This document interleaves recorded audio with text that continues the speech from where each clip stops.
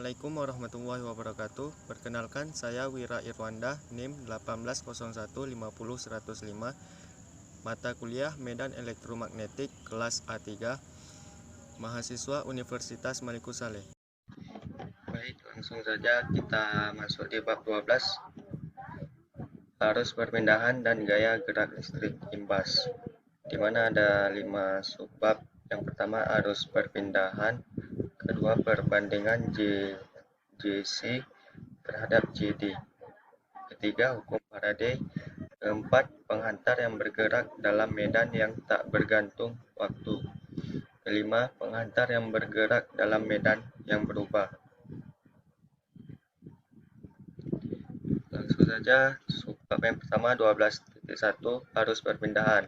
Pada medan-medan statis, kor dari H adalah sama dengan J, rapat arus di titik yang bersangkutan. Lihat di bagian 9.5. Rapat arus ini yang ditimbulkan oleh gerakan muatan-muatan sebenarnya seperti elektron, proton, dan ion-ion. Selanjutnya kita namakan rapat arus konduksi dan akan dinyatakan dengan JC.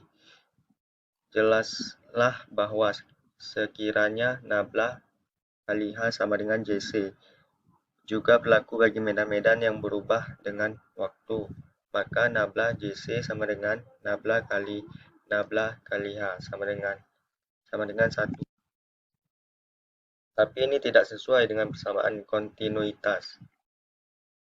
Ini nabla kali JC sama dengan parsial P per parsial T, yang kita peroleh pada bagian 6.9. Sebab itulah James Clerk Maxwell membulatkan bahwa nabla kali H sama dengan JC tambah JD, di mana rapat arus perpindahan JD didefinisikan sebagai JD sama dengan parsial D per parsial T.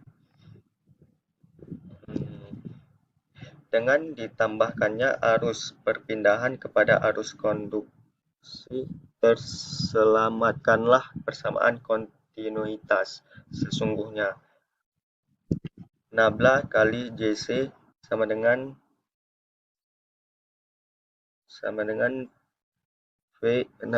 nabla kali H kurang nabla kali JD sama dengan 0 kurang nabla kali parsial D per parsial T sama dengan min parsial per parsial T kali nabla kali D sama dengan min parsial P per parsial T, di mana kita telah pakai parsial kali D sama dengan P.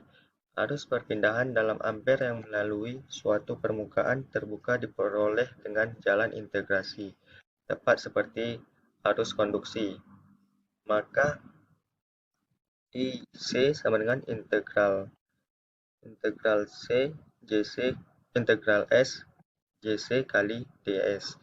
ID sama dengan integral S JD kali DS sama dengan integral S parsial D per parsial T kali DS.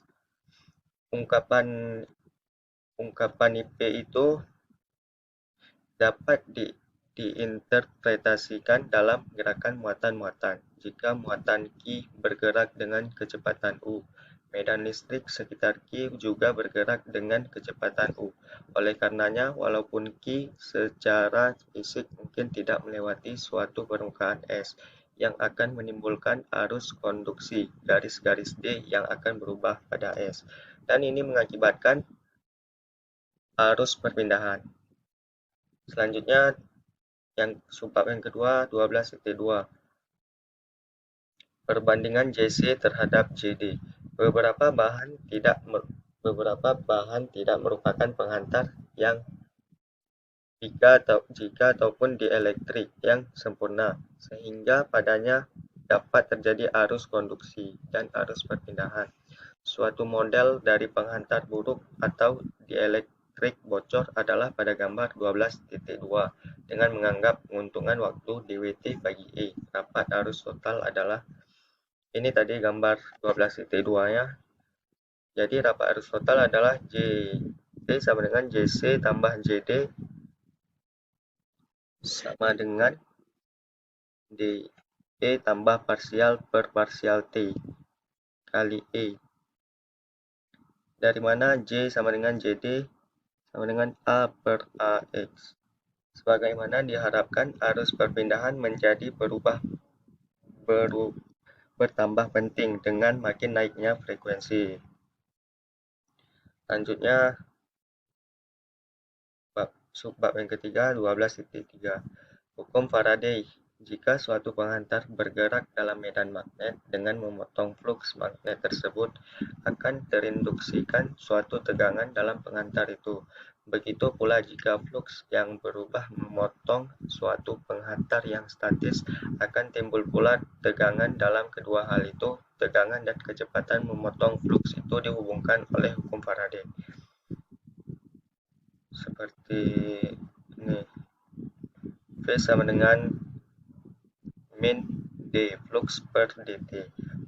Polaritas tegangan imbas tadi kadang-kadang digambarkan dengan pertolongan flux medan terganggu seperti terlihat pada gambar 12.3. Garis-garis medan itu tampak seperti terdorong ke arah depan penghantar yang bergerak tersebut. Digerakkan pula suatu medan yang berlawanan dengan arah jarum jam yang akan menimbulkan medan terganggu yang sama. Sekiranya tersambung hingga membuat rangkaian tertutup, arus akan timbul dalam penghantar itu yang memenuhi aturan tangan kanan dengan medan imbas tadi, seperti ditunjukkan gambar 12.4. Menunjukkan arah arus yang melalui rangkaian luarnya, memperlihatkan suatu sumber tegangan ekuivalen yang menimbulkan arus dalam arah yang sama. Tanda negatif dalam hukum Faraday dapat diterangkan dengan menuliskannya kembali dalam bentuk integral. Ini tadi gambar 12.3 dan 12.4.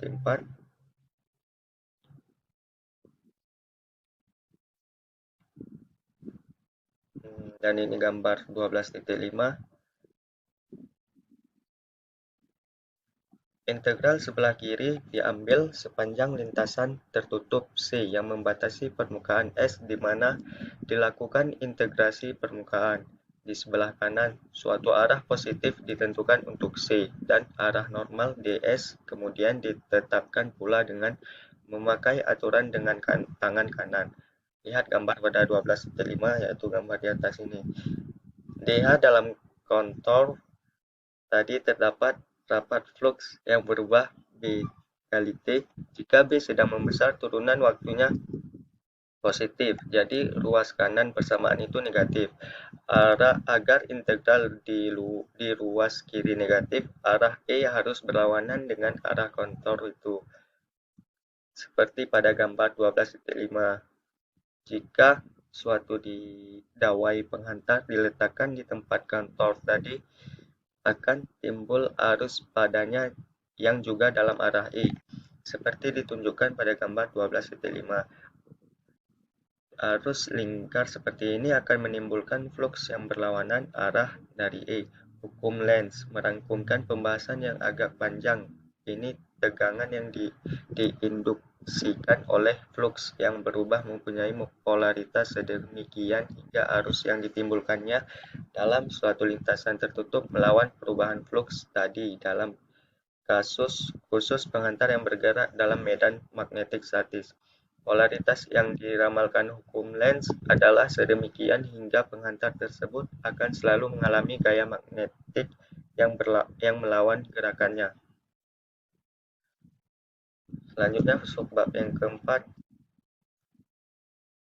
penghantar yang bergerak dalam medan yang tak bergantung waktu, yang bergerak dengan kecepatan U dalam medan magnetik B telah dibahas di 3F yang pada muatan bab 10.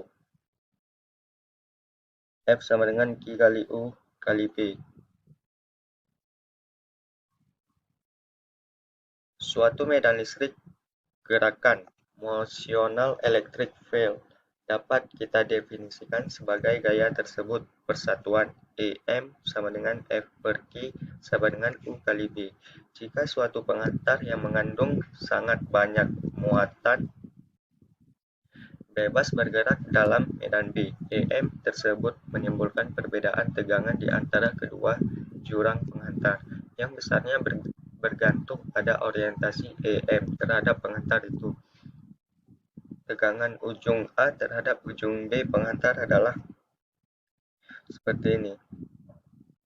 Jika U tergantung pada V dan penghantar itu normal pula terhadap keduanya, maka pada penghantar yang panjangnya timbul tegangan V sama dengan B per U. Untuk suatu untayan tertutup, integral garis itu haruslah diambil sepanjang seluruh lintasan. V sama dengan integral dalam U kali B kali DI. Sekiranya hanya sebagian dari untayan tertutup itu yang bergerak, sudah barang tentu integrasi tersebut hanya perlu meliputi bagian itu saja, karena E adalah 0 di tempat-tempat lainnya. Baik, subbab yang terakhir, penghantar yang bergerak dalam medan yang berubah. Kalau suatu untayan tertutup penghantar bergerak, ini termasuk perubahan bentuknya dalam medan yang berubah dengan waktu, juga dengan posisi, maka tegangan imbas total adanya terdiri dari kontribusi kedua medan perubahan flux itu. Hukum Faraday menjadi V sama dengan min D per dt integral S B kali ds sama dengan min integral S parsial B per parsial T kali ds tambah integral dalam U kali B kali DI. Suatu suku pertama pada ruas kanan adalah tegangan oleh perubahan B. Dengan untayan tersebut tetap di tempatnya, suku kedua adalah tegangan yang timbul dari gerakan rangkaian itu, dengan B yang tak berubah dengan waktu. Polaritas setiap suku diperoleh dari hukum Lenz yang bersesuaian. Kemudian kedua suku dijumlahkan dengan memperhatikan polaritas tersebut. Langsung saja contoh soal dan penyelesaiannya. Ini dia. Tetapkan tegangan imbas pada penghantar di gambar 12.8 di mana B sama dengan 0,04 AYT. Ini gambar 12.8. Jadi U sama dengan 2,5 sin 10 pangkat 3 RA.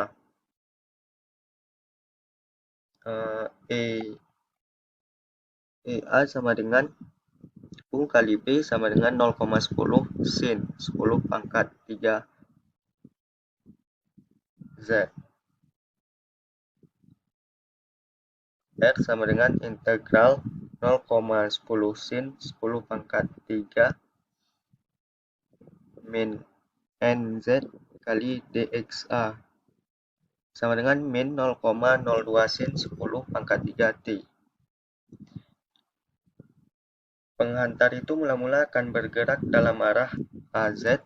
Ujung X sama dengan 0,20 adalah negatif terhadap ujungnya pada sumbu Z untuk setengah putaran ini. Baik, sudah selesai materi bab ke-12. Sekian dari video ini. Assalamualaikum warahmatullahi wabarakatuh.